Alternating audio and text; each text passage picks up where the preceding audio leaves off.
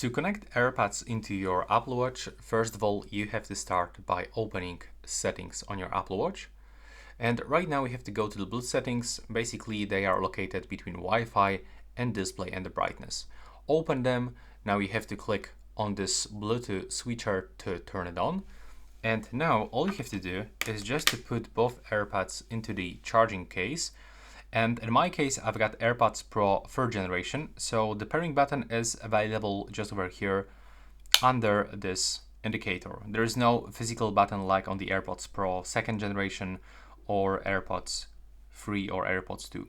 So you have to just open the case with the both AirPods inside, double tap, and basically enter into the pairing mode. So when the one indicator is blinking, it means that your AirPods are in the pairing mode. Now keep that case open with the both AirPods inside, and as you can see, they are already here in the available devices list. So we have to just simply click on them once, and now as you can see, we are successfully connected. That's quite simple. As you can see, I hope you find it useful. Thanks for watching.